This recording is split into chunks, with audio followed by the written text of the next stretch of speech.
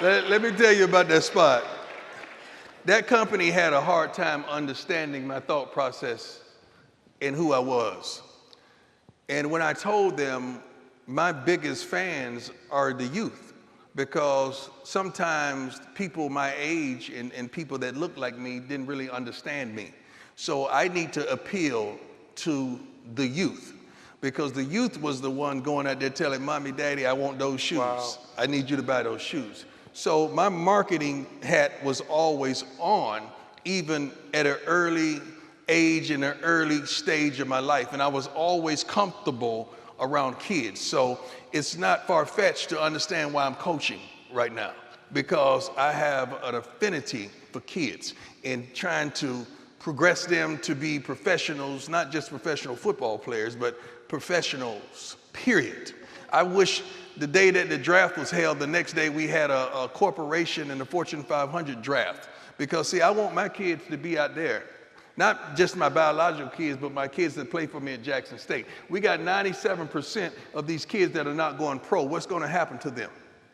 I need them to make a difference in life. I need them to be somebody. I need them to go and enhance their communities. I need them to make a change somewhere in life and to be great fathers and to be great parents and to be great kids. That's the mindset that I have for my youngsters. If there's, yeah, give it up. Exactly.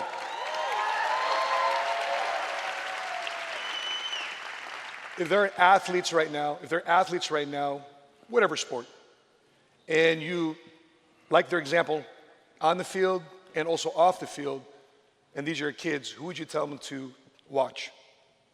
Jesus. That's player. A great recruiter, I hear. Yeah, but see, oftentimes you got to understand those things that you see, those things that you clap for, those things that you cheer for, those things that you idolize, they're not role models, they're models playing a role. You don't know who they are. You just saw them doing what they're gifted and blessed to do for 2 hours of the day. Could you imagine if the world got an opportunity to see you at your best for 2 hours a day, how your profile would just be enhanced, everything would be wonderful, everything would be so different, because we're showing you for 2 hours doing what you're gifted to do.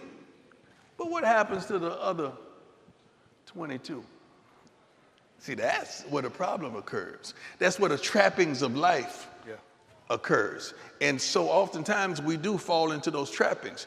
I would advise you to be that role model for your child, for your friend, for your homies, for that person that looks up to you and looks out for you.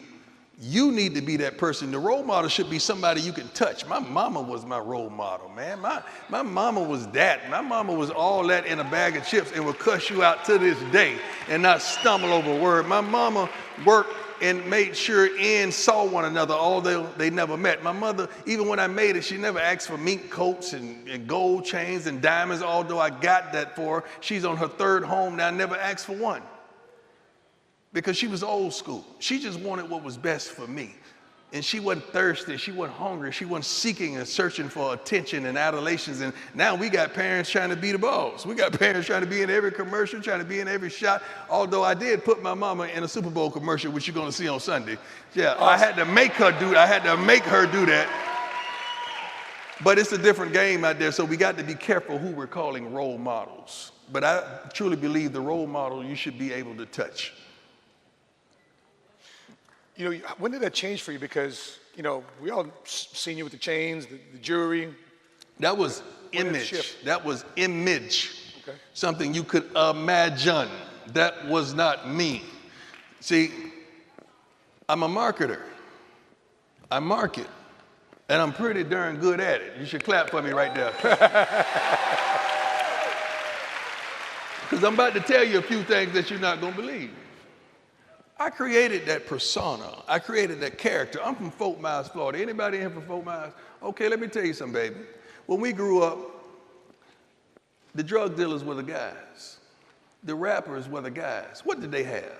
The gold chains, the flamboyant look, the flash, the whips. I gave the kids that, allowing them to know you didn't have to do that. So it was all persona and perception, and you had to believe what you want to believe. Now, let me tell you the truth of the matter. I stopped using profanity in 1986. No, I'm not done with telling you about prime. I'm in the third person now. I've never been high a day of my life. Hold on, I'm not done.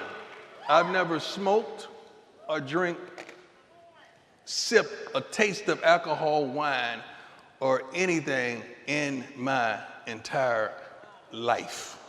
So all the stupid and the foolish and the idiotic things out there that I did, I just did that, all right? I was not under the influence, but that was really me, all right? But that was all image, just to bring attractability, just to bring something to a position that people had never seen before. That's all that was. If you like that clip, watch this next short clip right here. And to watch the full episode, click right here. Until we meet again, continue to live smart, continue to love smart, and be money smart today.